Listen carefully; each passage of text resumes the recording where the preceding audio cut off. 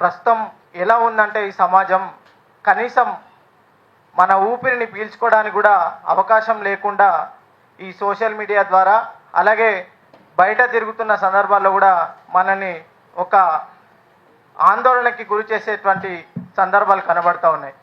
ఆ విధంగా సైన్స్ లేకుండా ఒకరోజు జీవించి చూడండి అని చెప్పేసి ప్రతిరోజు ఫేస్బుక్లలో కానీ డిబేట్లలో కానీ లేకపోతే సమాజంలో జాగృతం చేయడం కోసం కానీ మాట్లాడుతున్నటువంటి రమేష్ గారు, అలాగే ప్రకృతిని ప్రేమించండి, ప్రకృతి అమ్మ ఒడిలో ఉన్నట్టయితే కనీసం ఏసీ గదిలలో కూడా మనము 100 ఏళ్ళు బతకలేం, కానీ ప్రకృతిలో అయితే ప్రశాంతంగా ఉన్నన్ని రోజులు సంతోషంగా ఆరోగ్యంగా బతుకుతామని చెప్పేసి జయరాజన్న గారు ప్రతి సభలలో మాట్లాడుతూ ఉంటారు.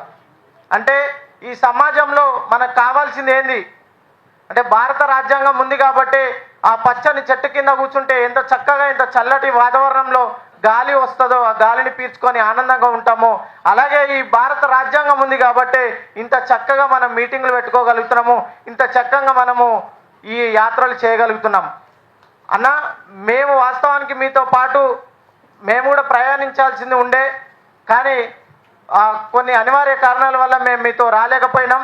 ఇది ముగింపు కాదని చెప్పేసి చెప్పారు కాబట్టి మీరు మరి ఎప్పుడు ప్రోగ్రాం తీసుకున్నా మీ యాత్రలో మా భాగస్వామ్యం ఉంటుందని, ఆ యాత్రలో భాగస్వామ్యమే కాదు ఈ సమాజం కోసం మీరు చేస్తున్నటువంటి కృషిలో మా ముందు తరం నాయకులు రమేష్ సార్ గారు సైన్స్ లేకుంటే మనిషి జీవించడమే చాలా కష్టమని ప్రతి సందర్భంలో తెలియజేస్తాడు. అదే వారసత్వాన్ని మేము కొనసాగిస్తున్నాం మా సైంటిఫిక్ స్టూడెంట్ ఫెడరేషన్ తరఫున. కాబట్టి ఈ సైన్స్ని కాపాడుకుందాం, అలాగే ఈ ప్రకృతిని కాపాడుకుందాం, ఈ భారత రాజ్యాంగాన్ని కాపాడుకొని ఈ మనవాద రాజ్యాన్ని కూల్చడంలో మా వంతు కృషి ఉంటుందని తెలియజేస్తూ థ్యాంక్ యూ సో మచ్.